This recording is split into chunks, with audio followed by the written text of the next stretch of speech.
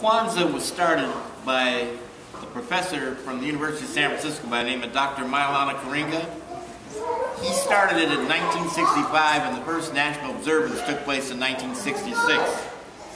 It is Kenyan in philosophy. The word Kwanzaa means first fruits, and it's spelled with only one A. The extra A was added to delineate African Americans in America. And we observe it every year, as he said earlier, from the 26th to the 1st of January. Over 30 million people observe this every year, will take part in it come January 26th. And normally what we do before we get it going is it's a friend of Miles. We do what's known as sustenance libation, where we summon the ancestors from the past, because this is very African in tradition. So we ask and we pour. Yes. Now normally what we do is that we ask permission from the oldest person in the room to begin.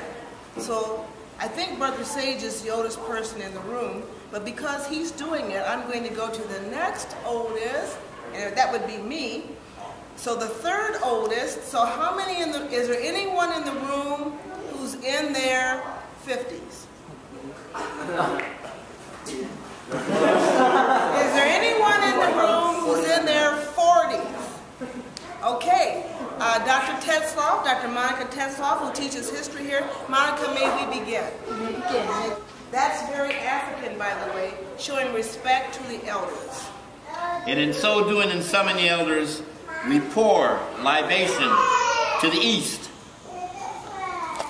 to the north, to the south, to the west, and it's done. So what will happen is ancestors have been awakened, and they'll come and join us and listen to the scholarship we wish to present. Let me turn it back to my wife.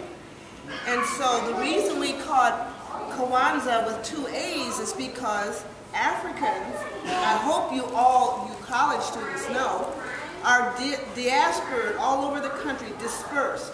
There isn't anywhere, including Poland, that you can go, and if you stay long enough, you will find a black person. And even Poland has the Black Madonna, who's hanging on my wall, if you'd like to see it sometime. So anyway, Kwanzaa in the 1960s, in all the urban areas in the United States, black people and people in the cities, you could say rioted, or you could call it civil disobedience. And I think it's very telling for today, because we have people, the Wall Street sit-ins, people once again who are rebelling against the structure that says that these people are better than these people and you get to have more money and etc. So that's what happened in urban areas all over the country.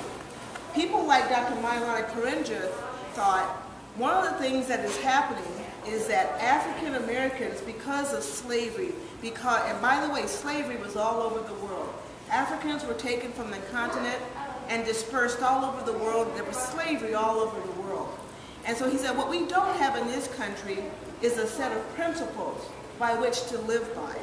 And so he came up with Kwanzaa, which is taken from the Swahili, which means first fruits.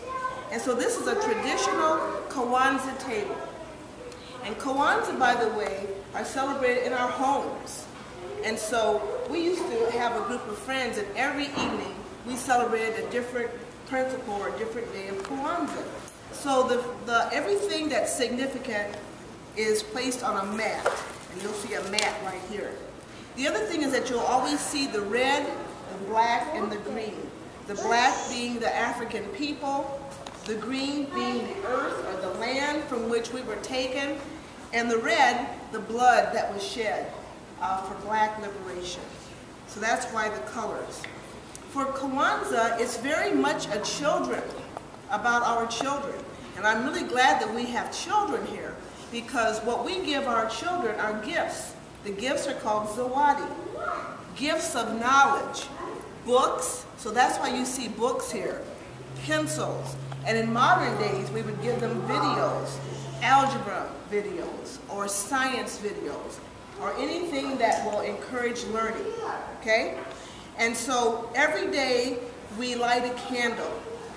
The other thing is that every family, you will see fruit. And it's however many children are in that family. So between the two of us, we have 5 children.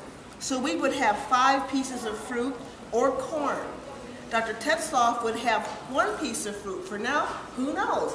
There may be more. They may multiply. And so the fruits, it's always about the children, and it's always about learning.